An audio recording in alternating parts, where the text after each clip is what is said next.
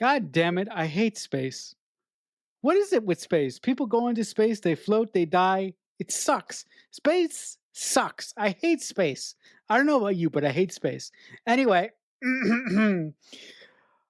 hello there. Welcome to episode 10 of the Mixtape Podcast, the podcast dedicated to deconstructing film from a screenplay writer's perspective. I'm your host, as usual. My name is Marcelo Inestroza, joined as always by my fellow co-host and fellow screenplay writer, Dean Stark. And on today's edition of the show, we'll be discussing...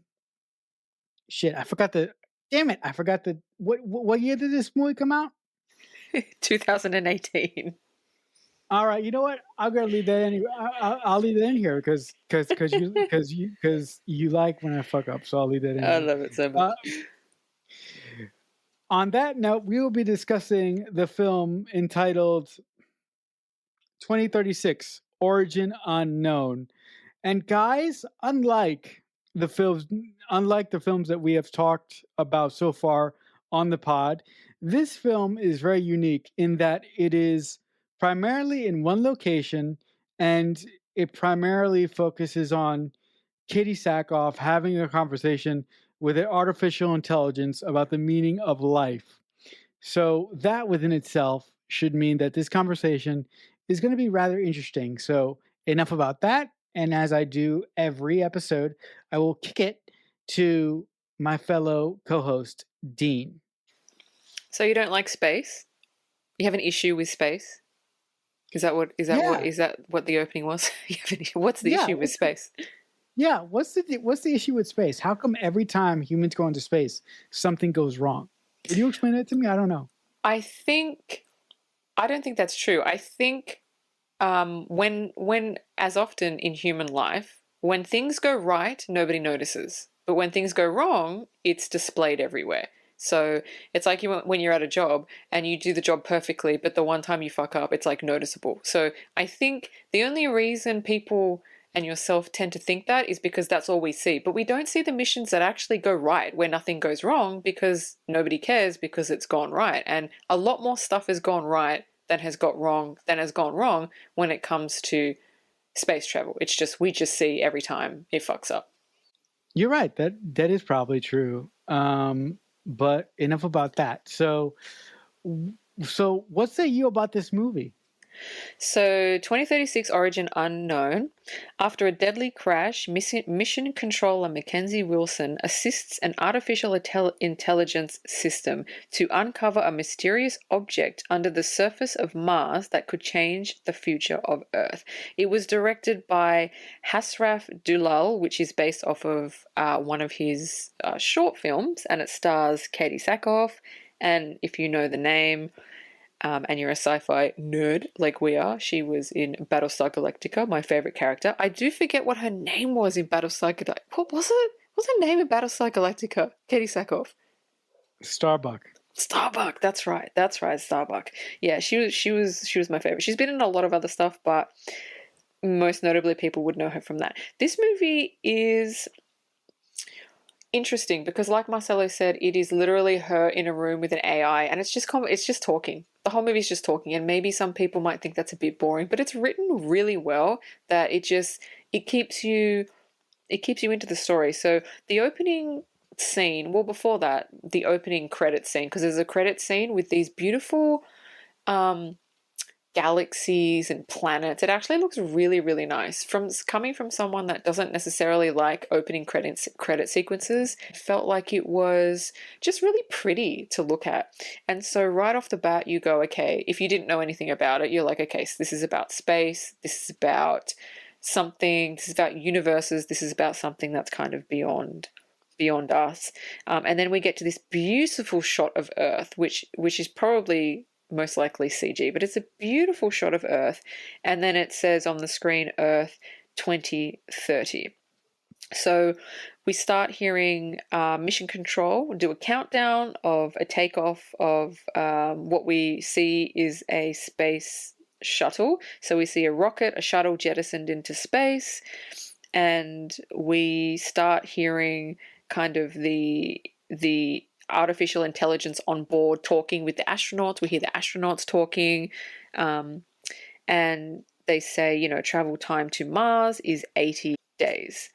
So then it skips to 80 days later, and we expect that they're at Mars, and they are, and they enter. We see the shuttle enter Mars atmosphere, and just before they land, there's like a weird light anomaly that comes out of nowhere and kind of latches onto the shuttle. And if anybody, and I know that you are, if anybody's a fan of Star Trek, it kind of looks like a tractor beam, and then the ship kind of vanishes, and we hear Mission Control trying to contact the astronauts, and there's just no response at all.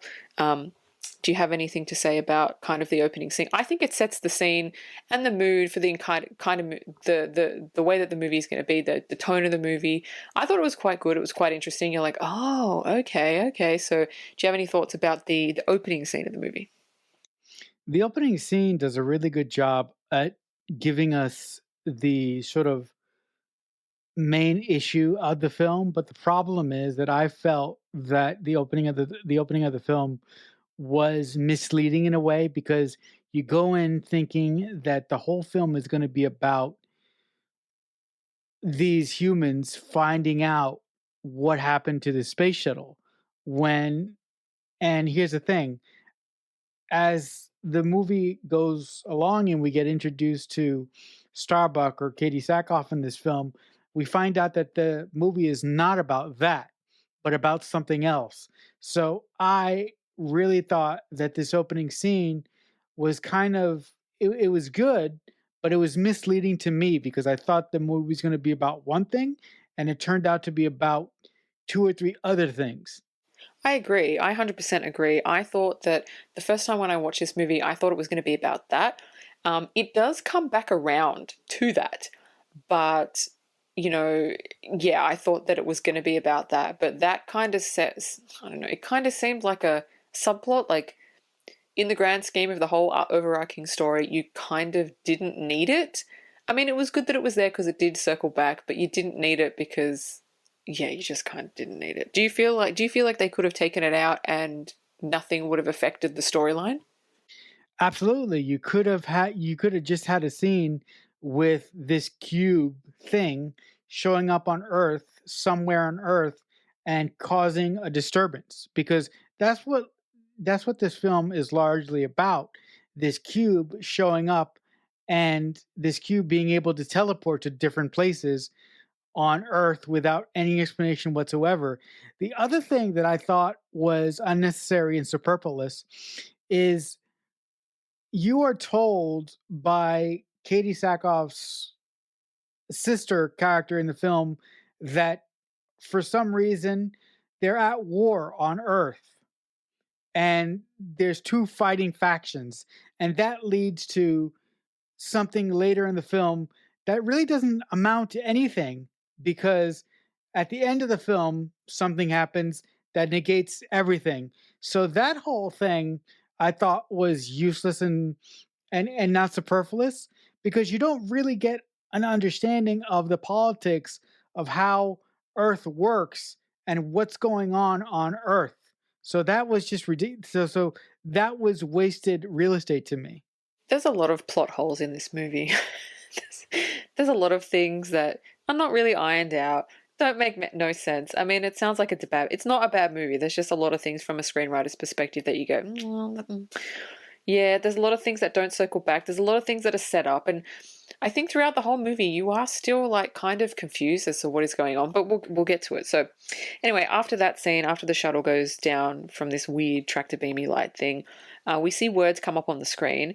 And the first thing that's said is hyperlight communication has accelerated the space race. Now, it doesn't explain really what hyperlight communication is, so that kind of bummed me out. I was like, well, I don't know, that you've just made up words. What am I supposed to say to that? And then the second batch of writing is, in the wake of the Martian 1 shuttle disaster, which is the opening scene, United Space Planetary Corporation initiated full-scale redundancies to implement AI controlled missions. And so you're like, okay, so after that mission, they basically had no faith in humans anymore and decided to put everything, basically the hands of NASA is now at the hands of AI. And so you're like, oh, okay, that's probably not great. The next set of words says only a handful of staff are retained as supervisors. So there's only a couple people that work at NASA now. Everything else is AI controlled. I find it interesting. It's like one shuttle crash and it's like, oh, humans are fucked. Now we need to go to AI. Now we need to see if AI can save us. And I'm like, what? Because then what comes up on the screen is Earth 2036. So this is only 6 years later. They didn't, like, listen, with shuttlecrafts, with anything to do with rockets and stuff, shit's going to go wrong.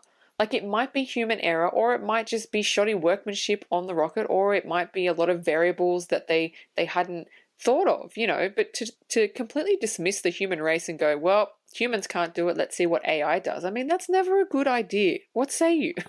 To me, it was very disturbing that after one incident, humanity would completely put their faith into AI. It really, really scared the ever loving shit out of me. And that's coming from someone who uses AI on a daily basis. And AI allows me to do the things that I love to do. But I believe that no matter what you do, whether you're a NASA pilot, whether you are a pilot flying a plane, or if you're in a position of power, the human element is always needed to make the right decision. So I hope that what happens in this movie never comes to pass, because in a life and death situation, I am not put I would never put my hands fully in I would never put my life fully in the hands of a AI, because I wouldn't trust it that it would make the right decision, because it is a computer. There are things that a computer can't understand about being human and how we work as a species. So that really made me uncomfortable. Also, that pissed me off, but the ending of this movie pissed me off even more, because I was like, see, I told you so. See, this is what happens when you trust shit like this. Yeah, I think unfortunately that's the way the human race is going. Maybe not like as like extra and dramatic as this movie, but it is definitely going in the way where everything that we rely on is AI now. Like not everything, but most things, and it's getting worse and worse and worse. And my prediction is there's going to be two factions of people. There's going to be people that are all into the AI stuff and the AI control everything and blah, blah, blah. And there's going to be people that go, no, like, we're human. We want to live as humans.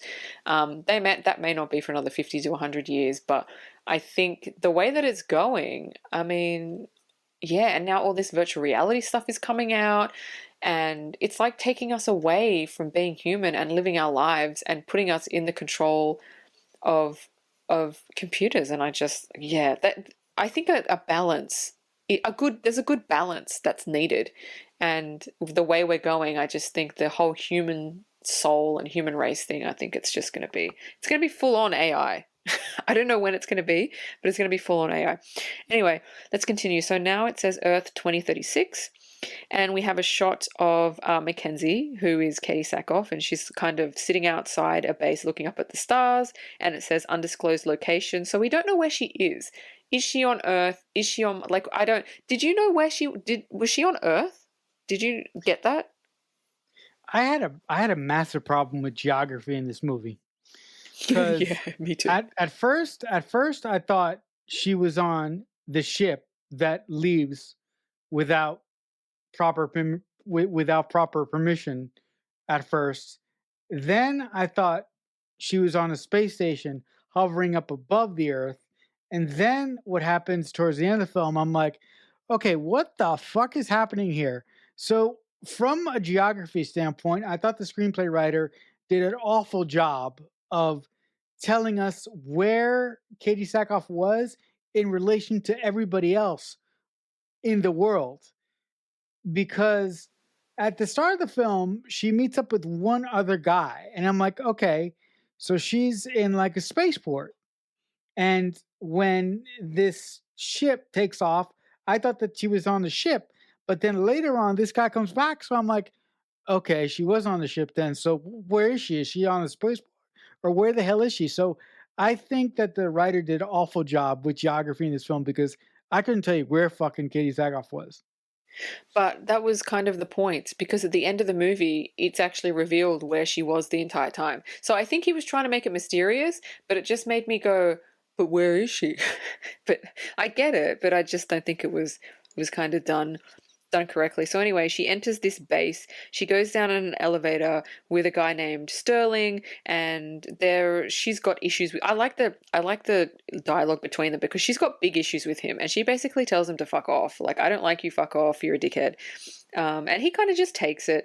So anyway, she gets out of the lift, and she kind of goes to like a locker and puts her jacket and puts all the shit in the locker. And then she goes into this room with this massive screen in front of her and this massive like touch table computer thing. And this is literally where we will spend the rest of the movie. So it's just her in the room, and then we hear this voice start talking to her, which is AI, and she calls him Artie. And he comes down from, I don't know how to explain it. If anybody's seen Flight of the Navigator, it reminded me of the alien dude in Flight of the Navigator. He's got like this big, it's like his head is like a big ball that's got like a reflective thing at the front. And it's attached, the ball is attached to like a mechanical arm that's attached to the ceiling that can make him go like wherever he wants and like swoop down and go up and sideways and stuff. I mean, can you explain that any better than I can explain it? Because I really didn't know how to explain like what this AI dude looks like. It's a rig. It's a camera rig. It's a crane. So Yeah. the AI interface, which is a big giant ball, is hooked to a giant camera rig on the roof. And what a fucking camera rig is basically like it's basically like a big giant arm. And if you're making a movie, you would attach a camera to the end of the arm, which in this case would be ARTI. But it's just basically like a big giant camera rig. That's what it is. Yeah. But it's Yeah. it's suspended from the roof. Yeah. The other thing that, well, I will just wait until we get there. I don't want to spoil it, but I have other issues that I'm going that throughout the film I'm like, okay, what the hell? But we'll get there. I didn't think Artie, the artificial, I didn't think he was particularly designed in a way that you go, oh, I've never seen that before. I thought that he was kind of shoddily designed. Like, he's just like a ball attached to a mechanical arm that's like neutral colors. And I was like, oh, you could have made him like cooler than that. You know what he reminded me of? Who? What? This movie gave me so many. This movie gave me like 2001: A Space Odyssey vibes all over the place. He reminded me of the artificial intelligence in 2001: A Space Odyssey.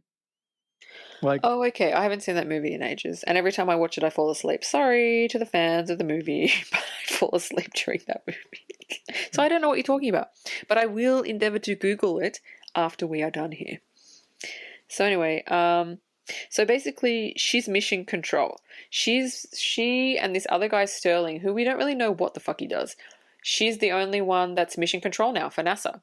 They don't have like 20,000 people working. She's mission control because everything is AI orientated.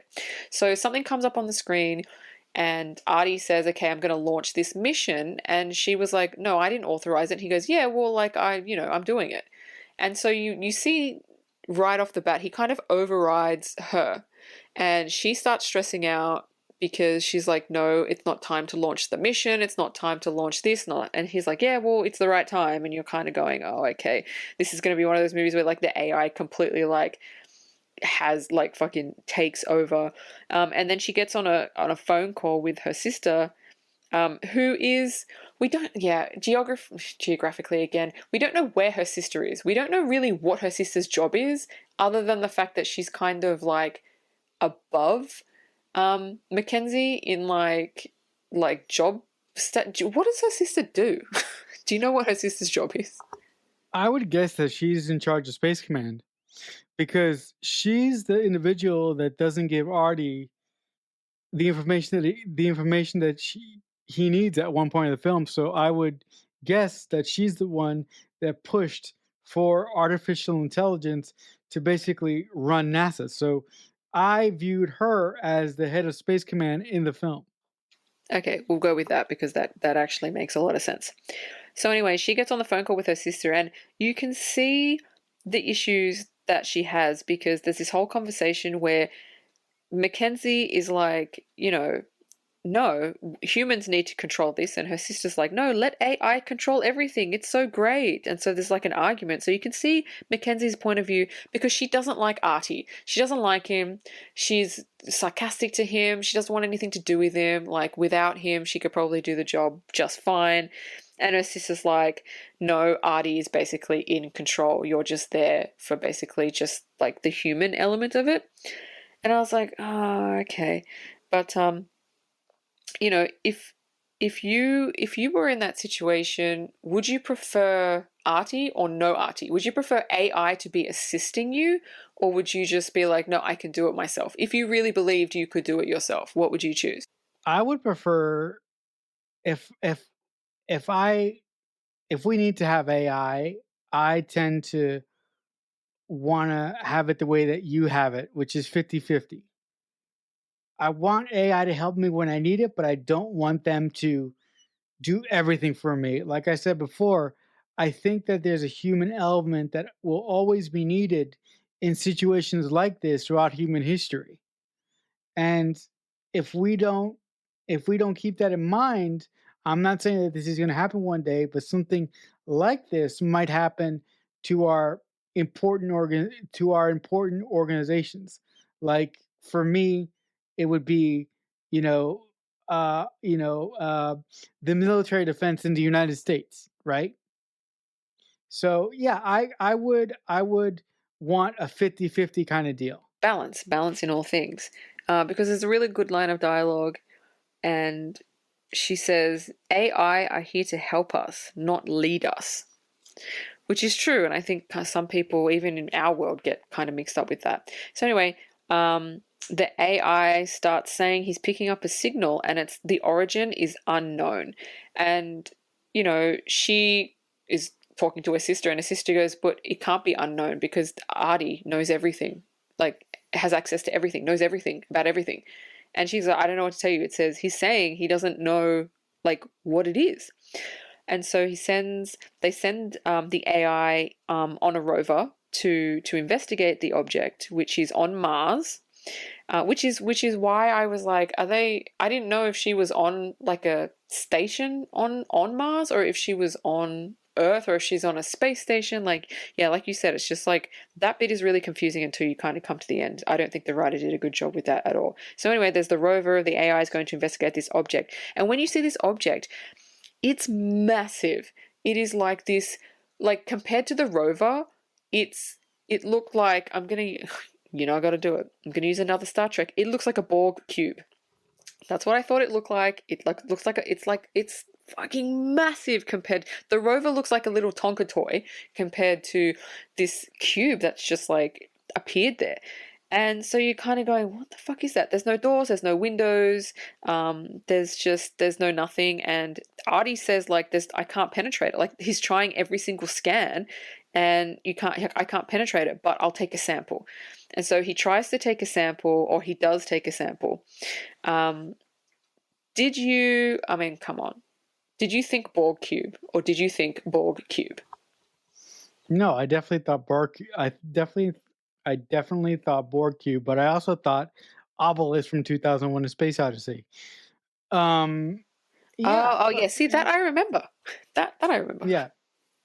Look, and in the movie they even call it an obelisk. And look, before Artie takes a sample, he asks for a specific program that the United Space Force has, and Katie Sackhoff's sister, for some reason, won't give him full control of it. So that's why, for about a good 5 or 7 minutes, they argue about that, and that brings into question if they trust this AI so much, why won't they give them full control and full autonomy? Like, that doesn't make sense at all. But that also leads into something else that kind of bugged the crap out of me later in the film, so we'll get to that. I thought that this movie really did a good job at introducing the mystery, but as far as execution and the way that the story was told, I thought could have been done a lot better. Yeah, I remember that bit where she's like, "Yeah, I'm not gonna I'm not gonna give Artie full access to everything," and it's like, "Yeah, but you're either you give him full access or you don't. Like, obviously, you feel like you can't trust him." Like, yeah, I felt like I understand they were trying to set the sister up as like, pro AI, but then she goes and says something like this, which is kind of like not in her character. So I felt like that was a bit weird. Anyway, there's a random satellite that appears, and Artie just goes, "Oh, look, there's a satellite. I'm going to blow it up." And then he just randomly blows it up. And I'm sitting here like, what? And then they find out it was like a China satellite and they were spying. And it's like, yeah, but you're going to go blow. I don't know. That made no sense. And it kind of didn't come back later in the story. Like, why would you blow up a random satellite? Like, spying? Like, I don't know. I don't even know what to say about that because I felt like it was just maybe it was showing that he can just take it upon himself to do whatever the fuck he wants. Like he doesn't need the human, go to do it. Was that what it was saying? I don't know. No, I really, I didn't understand that either. I'm like, whatever. Uh, yeah, I was like, that was useless. What was the point of that? So I didn't get that either. So I'm with you on that. Yeah, that was super weird. So anyway, we go back to the Mars. We go back to Mars and we see the Borg cube. That's what I'm going to call it from now on, the Borg cube. And it begins to spin really slowly on the surface, and then it kind of speeds up, speeds up, speeds up, and then it turns to light, and then it vanishes. And it's the same light that from the beginning of the movie with the shuttle, with the whole tractor beam, and then the shuttle vanishes. It's the same light. So it's like, oh, maybe that cube had something to do with the shuttle like vanishing in the beginning. I don't know. So in the next scene, we learn Mackenzie's telling a story, and we learn that her father was on Martian 1, which kind of explains. I mean, it kind of does, but it kind of doesn't explain why she's so full on about the AI. Because I think I don't know. I think the AI was either in control of the shuttle, which wouldn't make sense because that's why they had AI come in, because it was human error. So I don't know. That whole thing doesn't make sense. But basically, she told him to go on the mission, and that's why she wanted the job that she has, and that's why. I mean, it kind of explains a little bit of backstory, but I just didn't. I don't know. Like, I didn't feel. I wasn't feeling it. Like when someone explains backstory, you got to feel it. I wasn't feeling it. What say you? Actually, she actually didn't ask for the job. She actually got demoted because she actually convinced her father to go on the mission in the first place. Yeah. Yeah, she Um, convinced him when he didn't want to go. He was like, "No, I'm not going to yeah, go," and she could. Yeah, and that's why she feels shit. here's the thing. At the point that the Borg cube shows up and it flashes away to uh, Alaska, because that's where it goes. At this point, I'm thinking like, okay, I thought this movie was about trying to find the ship that disappeared in the first act of the movie. If it's not going to be that, what the fuck are we doing here? I thought that this actor, or Jesus Christ, I thought that the script of this movie did not do a good enough job of telling the audience, okay, this is what we're doing, and this is the story that we're going to tell. They did not do a good enough job at all about throwing any hats on the ground whatsoever. They just told a story and they just said, screw it, we're going to let the audience figure out what the hell is happening here. I think they were trying to make it. You know how some sci-fi movies are so up their own anus that they're like, oh, we're just going to let the audience figure this shit out. But like the audience, no. Like I'm happy to figure shit out, but not when I'm sitting there going, what? I don't like getting to that stage. But yeah, there were no hats dropped. There were no setups. There were no payoffs. It was just a really, yeah, it was just a, I don't know. I don't even know what to call it. But anyway, let's move on. So anyway, they begin to analyze the sample from the Borg cube, and Mackenzie says, gets this like, she's like surprised and amazed and shocked. And she says, it's self-assembling nanotechnology, as if we fucking know what that is, right? She's like, oh my God, it's self-assembling nanotechnology. And I'm sitting here and I'm like, I don't know what that means, but I guess it's bad. Is it bad or is it good? Like, I didn't know, is it bad or is it good? Like, I didn't know that. But when it showed it under the magnifying glass, it actually looked like something called graphene oxide. I'm not going to explain what that is, where it comes from, or what it's in. You can research it if you want, but that's what it fucking looked like. So the AI basically catches on that there's another cube in Antarctica, not Alaska, it was Antarctica. And Katie Sackhoff's character is like, oh, there's another one. And he goes, no, it's the same one. And she's like, what? And then she says, oh my God, they're using hyperlight travel. And at the beginning, there was like writing on the screen that said hyperlight communication.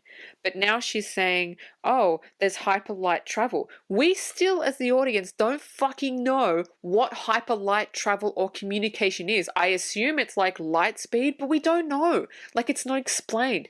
Like, she was excited. Self-assembling nanotechnology. Great. I don't get it. Like, hyperlight. Oh my God, hyperlight travel. And it's like, great. I don't get it. So, like, please give me your thoughts on this. Am I the only one that's fucking confused? No, you're not. Like the writer of this movie doesn't do a good job of explaining any of the concepts that he presents in this movie. You know what would have been better? He could have explained what hyperlight travel is and what hypercommunication is in the beginning of the movie when he did that little when that exposition came up on the screen. He didn't even have to have Katie Sackhoff say what it was. Just give us a quick explanation of what these two concepts are, so when you introduce them in the film, the audience knows, okay, that does this, and that's why she is so excited about this. Like, this is screenplaying. This is writing 101, and if you want to make a cohesive story and a story that your audience can go with, you need to do these things. If you don't do these things, you're going to have two audience members talking about a film like we're talking about it now. Things are happening in this movie, but we don't know where the fuck we're going because the writer of this movie didn't bother to do anything, and he just said, "Go." Yeah. There was, I mean, I get it. Like, he just wanted us to work it out, but like. Yeah, and I'm like, I'm smart, but I'm not that smart. I need help. Especially when you're making shit up, because he's just making shit up. So like, how are we supposed to know something that he's just making up? He has to explain it. Like hyper light technology, like that's not a thing. You've made it up. So how do we know what it is? I love movies that put characters in static locations. I love movies where we're just with somebody in one location and we don't move from that location. But that movie has to be well thought out, well planned out, and a lot of things need to fit into place for me to be entertained. Oh yeah. In that sort of setting. And this movie was like, the writer said, okay, audience, in that cabin is a whole bunch of cool stuff. And I'm not going to tell you how I built that cabin or where that cabin came from. You're just going to go in there and you're just going to love it. And I'm like, no, if you want to make me love the cabin that I'm about to step into, you're going to have to give me something. But the writer of this film gave me nothing. Yeah, nothing. So moving on, the next scene is she tries to access a file and it says access level 6 only. And so she calls the guy who she was just like basically berated in the elevator at the beginning of the movie, says, "Hey, can you come and help me?" Which I was like, dude, you just literally put him down. You're snarky to him. She was a bitch to him. And now she's like, "Hey, can you come and help me?" And I was like, oh God. So he comes in and he's like, "Yeah, what do you need help with?" And she says, and no, oh no, this is what the problem was for me. Big problem. He comes in and she doesn't even tell him what she wants. He just sits down at the computer and just knows. He's just like, "Oh, blah, blah, blah, blah, blah," puts in his access code and brings up the file that she was looking for. She never told him. Did I miss something? No, you're right. She never told him anything. He just sat down and started doing shit. But also, at that point in the film, my problem with geography comes in again. I'm like, okay, where is Katie Sackhoff? And I thought that guy was on Earth. And if that guy, and if that guy was on Earth, how did he get there? It's like, where did this fucking guy go? Or where is what is his job? because geography, because he shows up at the beginning of the movie and leaves and then comes back again, but you don't know where. Look, I understand that there's a big reveal coming at the end of the film that needed for the audience not to know where Katie Sackhoff is, but to do stuff like this, you can do that, but just give the audience an idea of where Katie Sackhoff is supposed to be. If you want to do if the writer wanted to do what he does at the end of the movie, that's fine. But start the movie with telling the audience Katie Sackhoff is here in relation to everybody else in the story. But again, the sense of not knowing where the fuck Katie Sackhoff is really pissed me off when this guy showed up again. I know, and I felt like he was just there just to, I don't know, for no fucking reason. So anyway, he opens up the file, which is the Martian 1 crash transmission. And, you kind of see a few images. It's nothing that gives the story anything because the story is not really about that. And then we realize the cube was involved in the crash. And then we realize that hyperlight technology, which we don't even know what the fuck it is actually alien technology.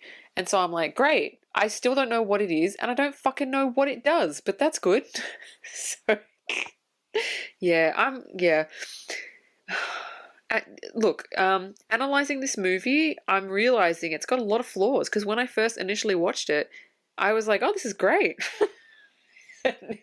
And now I'm doing this. I'm like, oh, this is not so great. No, so, I had the same reaction you did when I first saw this movie. As an audience member, I was like, this is fucking great. These are the movies that I love. Yeah. About characters in one stack location. I thought this movie was a thinking man's science fiction movie. That's how I wrote about it on Twitter the first time I saw it. Yeah, I agree. But when I saw it tonight with my screenplay writer's cap on, I'm like, this movie does not fucking work at all. No, and it just keeps getting weirder because now there's a weird manhole cover that opens up randomly on the floor. Like, that was not set up. That should have been set up. And so it's like, oh, sorry, what? No, go ahead. And I was like, oh, okay. So that was random. And then Mackenzie's like, oh, I'm going to climb down. Like, she doesn't know what's down there. Like, why? I don't know why she's climbing down for fucking some reason. And then it just keeps getting weirder. She climbs down and wants to know what's in there, right? And then this guy Sterling that's there, he connects to he does this shit on the computer, connects to the cube. It says establishing link and downloads files and then deletes all traces that he's done so and then reboots ARTI. And I'm like, what?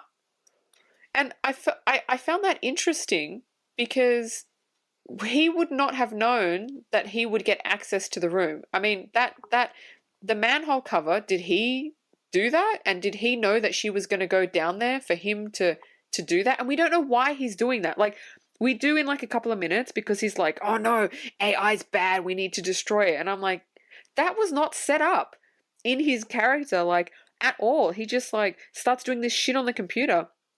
And then we go to where Mackenzie is and she finds traces of the cube, like the graphene oxide thing, I don't know what it is. I guess it's like how ARTI work. I don't know, like whatever the cube is made of, she finds in the station that she's in, and you're kind of like, oh, okay. And then she's down there for like a while, and as she's climbing back up, he pushes the manhole cover over, and I'm like, why didn't you just do that when like right when she gets to the top? Why didn't you, if you wanted to trap her down there? And I don't even know why he wanted to trap her down there, right? There was no explanation. He just pushes the manhole cover and it's like, oh, you're trapped now. And I'm like, why would you do that? Like yeah, he basically says ARTI is a threat and he had to be deactivated. And then ARTI turns around and headbutts Sterling and basically kills him, and then opens up the manhole, and Mackenzie climbs out and finds Sterling dead. That whole fucking scene made exactly 0 sense to me. Yeah, number one, okay, Mackenzie is working on this station. Shouldn't she know every fucking inch of that station? Yeah. Oh yeah. Every inch. And if that guy Sterling wanted to do what he did, shouldn't he know about the manhole cover on the fucking station? Like, how does he not know that this fucking manhole cover exists? Okay? And how in the fuck did the same material from the board cube get in the station? Like, who fucking built this thing? But the way that they're reacting is like, oh my god, it's a big secret. Well, it kind of is a secret, but when it comes to execution, this doesn't work at all. Because if you had Katie Sackhoff asking some more questions, and then Sterling getting pissed off, and Sterling tried to attack Katie Sackhoff, and then the hole on the floor opened up, and she went down there to escape from getting killed by Sterling, that would have made more sense. Because the only thing that she says to go down in the manhole in the first place is, oh, they put a ladder down there. And like, oh, they wouldn't put a ladder down there if they didn't mean for anybody to go down there. And I'm like, that's weak. That fucking sucks. Yeah. That absolutely sucks. And here's another thing. When the character of Katie Sackhoff comes back up, the computer ARTI starts talking in a different voice, and I'm like, what the fuck? I think because he was rebooted. I think that, look, I'm not saying that's what it is. I'm just trying to like give this movie credit wherever I fucking can. So I'm just going to go with maybe that's because he was rebooted. But I don't know. But I agree, it was fucking weird. But anyway, let's move on from that fucking weird scene. So it gets even weirder. As if oh my god. So the next scene is there's like military guys coming down in the fucking elevator, and they've got like these fucking AK-47s, and like they're like SWAT team guys, and I'm like, what the fuck is this then? And where did they come from? And so there's like 7 of them that come down in the lift, and they go down to her level, and they get there, and she's standing in the room, and they're pointing. There's like 7 or 8 big burly SWAT guys pointing these AK-47s at this at her, and I'm like, what? How? What? And then she, or ARTI closes the blast doors and kind of locks her in so they can't get in. But what? Please explain that. I do not get that at all. What the fuck? Again, geography. We don't know where the fuck Katie Sackhoff is. So for these guys to come out of nowhere, I'm like, what the fuck? Like, this would have worked if the writer at the beginning of the film would have established geography and where Katie Sackhoff was. If at the beginning of the film, the writer would have said, okay, she's on this working space station with a skeleton crew and a security team. Bingo! That's how you explain the other guys. But the writer took 0 amount of time to explain where the fuck Katie Sackhoff was. That's why that fucking scene does not work at all. Absolutely nothing. I mean, and why the fuck? Here's another thing. Yeah. Why the fuck are these guys coming to kill Katie Sackhoff? That's what I mean. That isn't explained at all. At all. No. Absolutely not. No, because there's like two people on this station that we've seen, her and that guy Sterling, two people. Isn't it overkill to send like 8 SWAT guys for someone that's unarmed? Like, it seems a bit fucking overkill for me. Yeah, I mean, look. The main reason that they could have been coming after her is because Sterling sent a fucking drone to Space Command to blow it up or something. But that doesn't work either, because the drone that he sent doesn't end up going anywhere. Yeah. Because the thing that kills Space Command, we'll get to that later, which that's another thing that wasn't set up at all and makes no fucking sense. Yeah. Because it was not set up correctly. Nothing.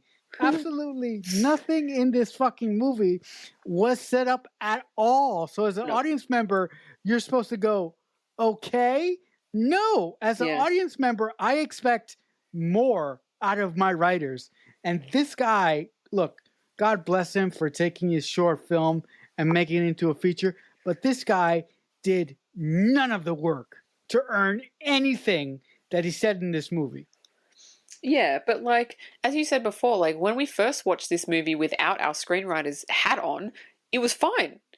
But, you know, and that's how people will watch the movie. People are not going to watch it with our brains. They're going to watch it for the enjoyment. And I did enjoy it the first time. But when we are dissecting it, we can see how many flaws it actually has. So I think, you know, the writer's done a good job in just like putting forth entertainment, but putting forth something cohesive for another screenwriter to latch onto, that is something that he has not fucking done. So anyway, Lena, which is Mackenzie, Katie Sackhoff's sister, she wants to destroy the cube. Mackenzie wants to save it. And so there's kind of like an argument and a battle, because you're sitting there, you're like, wait a minute. So Mackenzie's character, Katie Sackhoff, hates AI, doesn't want anything to do with AI, yet wants to save the cube. But I think she wants to save it because she knows it has something to do with the Martian 1 shuttle crash, and she kind of wants to learn a little bit more about, not that that was ever fucking said. I'm just assuming that that's what it is. So Lena, her sister, blasts a drone at it, like as if a pissy little like Earth drone is going to do anything to a fucking Borg cube, but you know, whatever. And Katie Sackhoff's character, along with the AI, because now she's fucking friends with the AI now, and she hated him before, so that wasn't set up. She said, can we blast, like she blasts a drone at it, but it's not, it basically puts like a magnetic shield over it. So anything, like if a drone comes, it's just not going to penetrate the cube. So apparently that technology exists. So she does that. And as the drone is about to hit the Borg cube, the cube disappears and teleports back to Mars because it's on Antarctica. And I don't understand, like, I don't know. I don't know what to say anymore about this.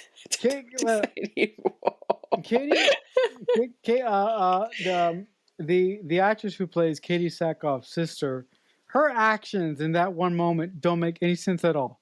Don't make any sense at all. Yeah. No Why sense. they don't make any sense at all?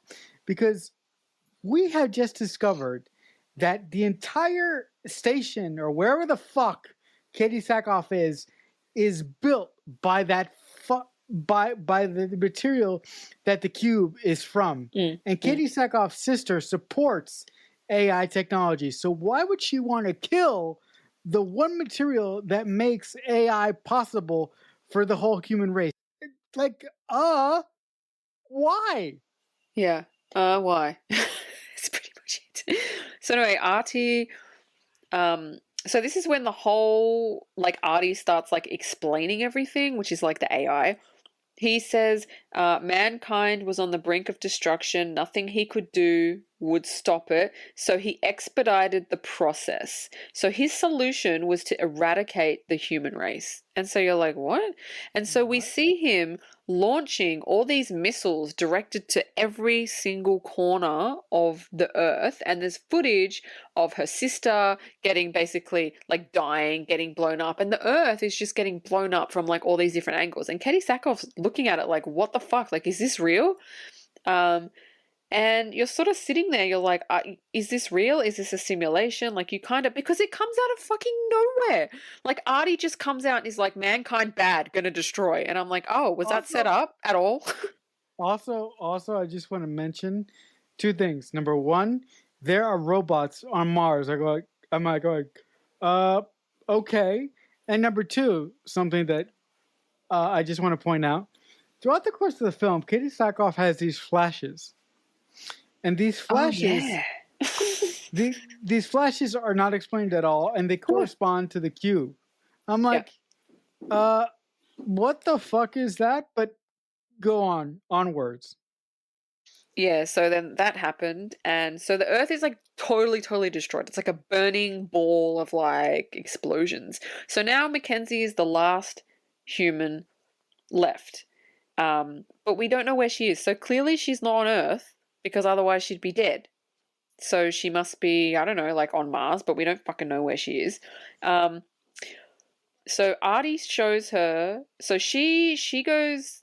I don't know. I don't know if her reaction is like great. I don't know. I think I would have had a more like visceral reaction. But he shows her that it's possible to remake the human race using 3D printing and using AI for basically the intelligence. And like that's scary enough as it fucking is. Because 3D printing a human, like that's not recreating the human race. That's recreating fucking androids. But anyway, so her air supply starts to run down and down and down, and then there's no air and she dies. So I don't know if I liked the start of the scene, but then it went on for too long. So there's a shot he uses where he goes into Katie Sackhoff's eye and it looks really nice. And then he kind of transitions into galaxies and nebulas and all this like space stuff, and it looks really nice, but it goes on for like 5 fucking minutes. And you're like, is this the end of the movie? Like I think, okay, roll the fucking credits. But it's just, did you feel like that was unnecessary and too fucking long? Oh, fuck yeah! I thought it was the writer up his own ass. Like, what is the point of this? What is the fucking point? What is the point? But I have a theory, and we're approaching the theory way quick.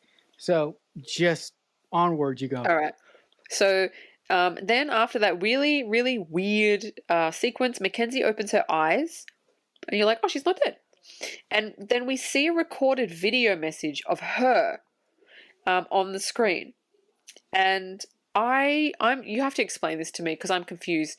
I don't know what, because I think I rewound that scene like 3 times and I'm like, what the recorded message was didn't make sense to me. I'm like, is that the real her and she died and now this is like an android? Or is that her, like she didn't give any information where it's like, what's the message that all she said was like, don't give up. And I'm like, but is that her or is that not her? Is that a clone? Is she a clone? Or like, yeah, I was confused. If you know what that was, please explain. Oh yeah. So my theory is that everything that we have seen in this movie has been one big giant test, one big giant trilling test. Trilling. I'm sorry, that's not his name, but Katie Sackhoff says at one point to the AI in the early part of the film, just to test if he doesn't go crazy, she asks him some questions, and those questions were created by the very, very first guy to build a hard drive that would be the first computer in World War II, right? So my theory is the entire movie, what we've been watching the whole fucking time, is this robot. And everything that happened was one big giant test to see if this robot was worthy of living and to keep on living. Right. And that tape was reality, but we didn't get to see any of that.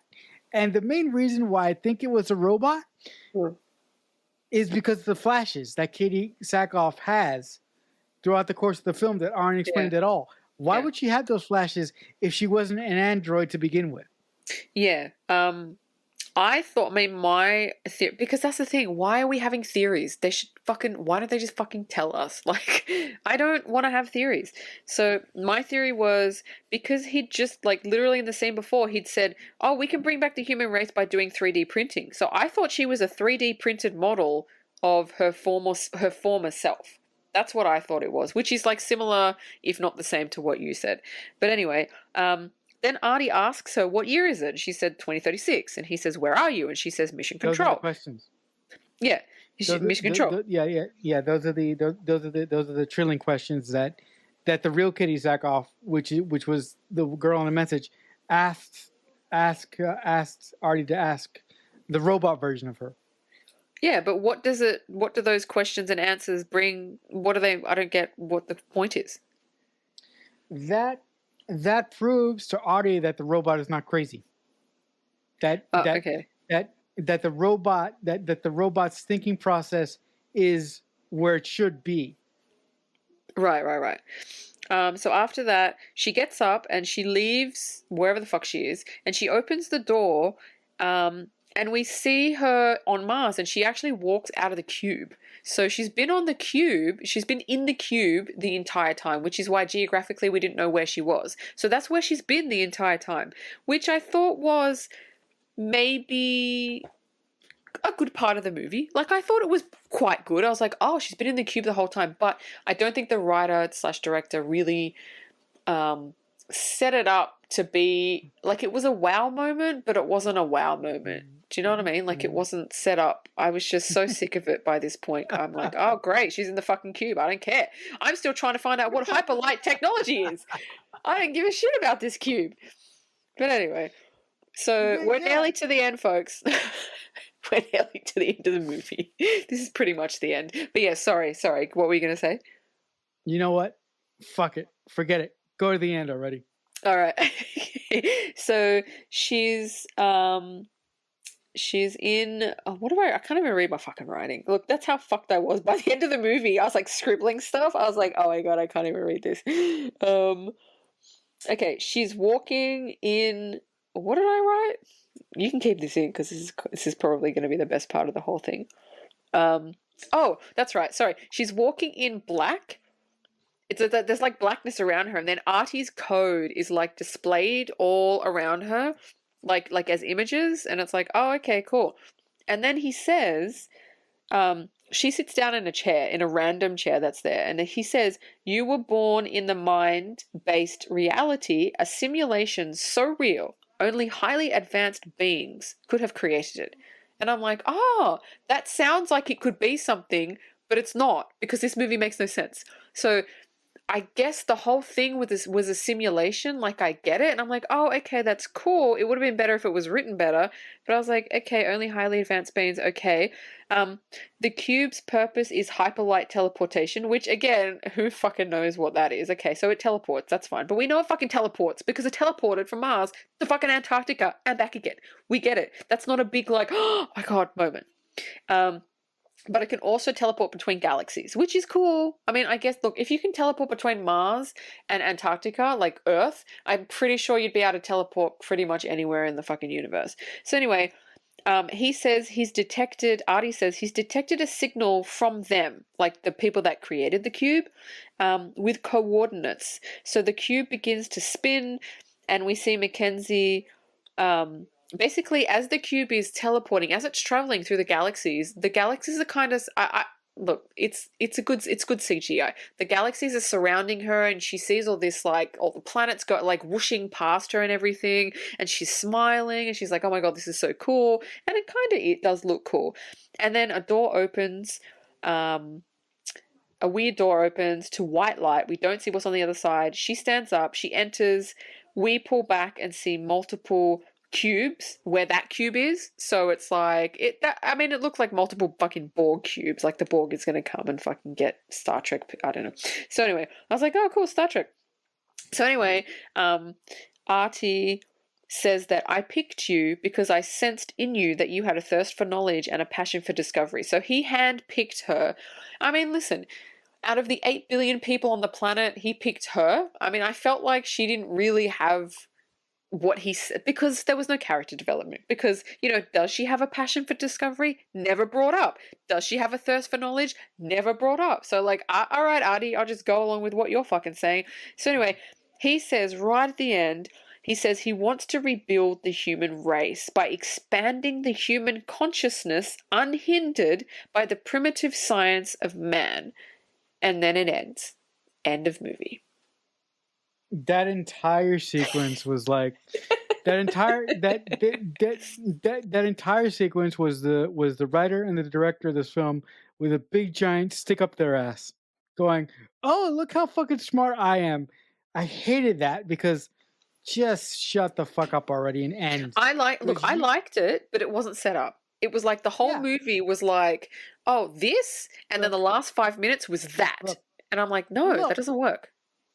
Look, this movie would have worked. This movie would have been awesome if the writer would have bothered to set it up. It is like this writer woke up one day and said, "Oh, I'm going to write a script," and it was like nobody told him that you have to lay the groundwork before you build a fucking road, or better yet, as script writers, you know what we do? I will tell you what we do. We build houses, okay? We build houses. And the way that we build houses is with columns. And in this analogy, the columns are hats on the ground. It is setup and payoff, okay? So the writer of this movie forgot to build a cohesive story, you need columns or vis-a-vis setup, and he did nothing of that. This movie was like it was written by a first year film student that had just cool ideas, but no fucking way how to execute it at all. Oh my God, tell us how you really feel. Go on. It wasn't great. It wasn't great. Okay. There is a good movie in here somewhere. There is a good movie in here. Oh yeah, somewhere. there is. That's what's so disappointing. But in order for that to be true, this movie needed a lot, so much. And look, the one shining point of this movie, and it's kind of a cheat because I love her to death. She's Starbuck. I love Kitty Sackhoff. She is, oh my God, please marry me. But yeah, she did the best that she could with what she was given. But again, as we've been saying for almost an hour, oh my God, this movie was not written properly at all. Just at all. No. I would have, I don't know. Let's just wrap it up. On to my trivia? Yes, I was going to say that. On to your trivia. Okay, I only have 2 pieces of trivia because this movie is so independent, it fucking has fucking shit all. So the AI, the big eyeball thing that I didn't fucking know how to describe, is they actually use the same one in Riddick. So I don't know what scene it was in, but that little contraption has been used in Riddick. I don't know if anybody cares, but there it is. So I've only got one more piece of trivia for you. This movie, you're going to be surprised at this, was shot in 9 days. Crazy, right? Makes sense. It makes sense. And you know, it makes sense. Yeah, and you know why this movie was shot in 9 days? Because nobody thought about it. They just did it. Nobody thought about it. Right you are. But that's it. That's all I got for you. But you know what? I do have a kind of a piece of trivia, but it's not really a piece of trivia. The production company that made this movie is a production company that Katie Holmes works with a lot. Like almost every movie that she does now, she does with this independent company. And she actually did her last film, her second directorial effort with this company that was released earlier this year. So I found that to be quite interesting. Oh, very cool, very cool. I did not know that. That's a cool piece of trivia. That's needed. That was needed because I didn't have much. So thank you for that. Yeah, and with that being said, I think that wraps it up for this edition of the Mixtape Podcast. Um, for those of you who are going to come back next time we'll be talking about a film that will be very, very, very interesting for us because it is a film discussing a topic that me and Dean know like the back of our hands: screenplay writing. So next time on the show, we will be talking about a film entitled Final Draft, starring James Vanderbeek from Dawson's Creek fame. So with that, as I often say, if someone is kind enough to make you a mixtape one day, that must mean that they truly love you. The Mixtape Podcast is a Balloonhead Productions presentation.